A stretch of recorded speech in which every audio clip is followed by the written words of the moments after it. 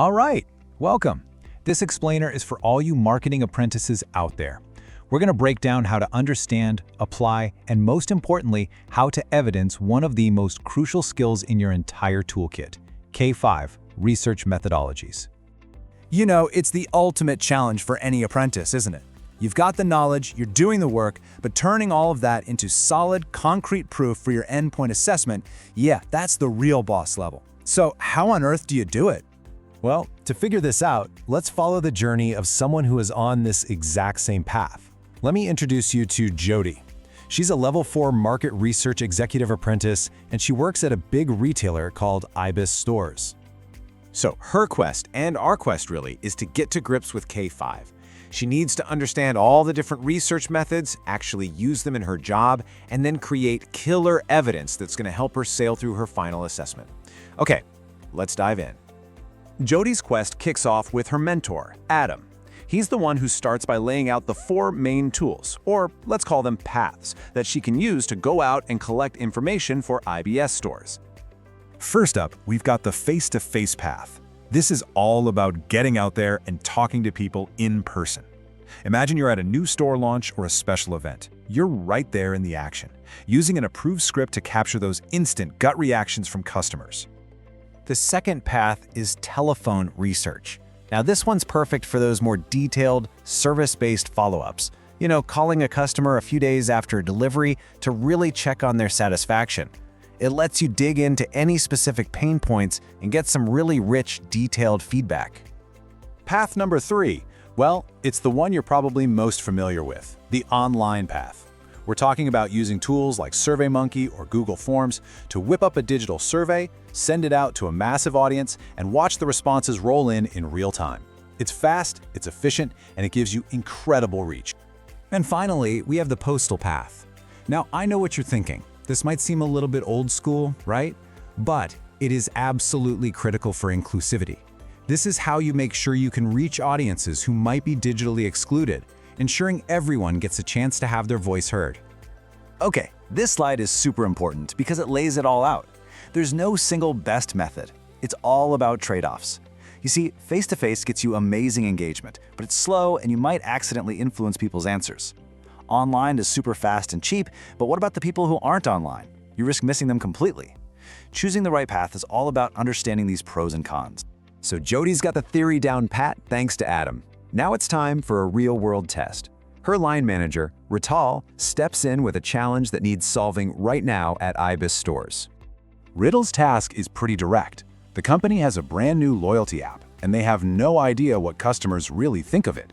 The big question for Jody is, which of those 4 paths is the right one to take to get the answers they need? And this is where the magic happens. Look at how she breaks this down. She doesn't just guess. First, she thinks, who's the audience? Well, they're app users, so by definition, they're digitally active. Step 2, what's the goal? They need a lot of feedback, and they need it fast. So when she compares the methods, the online path is the clear winner. It's the fastest, has the widest reach, and is the most cost-effective. See? A logical, evidence-based decision. So Jody totally nailed the task. Awesome. But the quest isn't over, not by a long shot. Now her apprenticeship coach, Olivia, enters the story to explain the most critical part of all. How do you turn this great piece of work into powerful evidence for your portfolio in Aptem? Let's see how it's done. Olivia makes a fantastic point here. Strong evidence isn't just the final summary report you hand in. Nope, it is the entire professional trail that got you there. It's the plan that shows why you chose a certain method, the actual survey questions you wrote, screenshots, bits of anonymized data, and that all-important summary you helped create. It's the whole story from start to finish. And this right here is the golden ticket, the reflective account. This is where you connect all the dots for your assessor. Jody doesn't just say what she did, she explains why she did it, referencing the specific audience, the project goals, and even her compliance with the law, like GDPR. This is what shows the assessor your thinking process. All right, buckle up. We're at the final stage of the quest, getting ready for the endpoint assessment.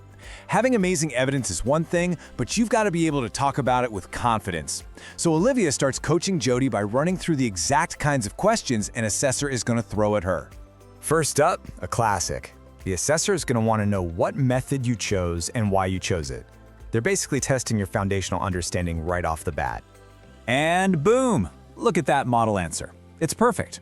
Jody directly links her method, the online survey, to the project-specific context. It was a digital app, so the audience was online. Simple. She also ties it back to the goal, getting lots of feedback fast. It's concise, it's confident, it's exactly what they want to hear. Next up, a total non-negotiable. You can bet they are always going to ask you about ethics and compliance. They need to know, without a doubt, that you handle customer data responsibly. And again, a fantastic answer.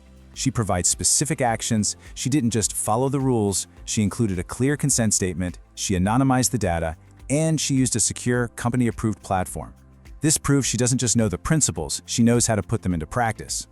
And finally, they'll throw you a question like this. This is designed to test your critical thinking. They don't want someone who thinks their work was perfect. They want to see that you understand the trade-offs and that you can reflect on them. And this is a top-tier answer. It shows real maturity. Jody not only identifies the limitation, that the online survey excluded some users, but she also acknowledged it in her report and recommended a solution, a small follow-up telephone survey. That's what separates a good answer from a great one. It shows strategic thinking. So you see the path, right? By following Jody's journey, from learning the theory with Adam to applying it with Riddle, and then evidencing it all with Olivia, you can see a clear path to success. You're not just ticking boxes or completing random tasks. You are actively building a compelling story of your professional competence, ready for any assessor to see. The only question left is, what story will your evidence tell?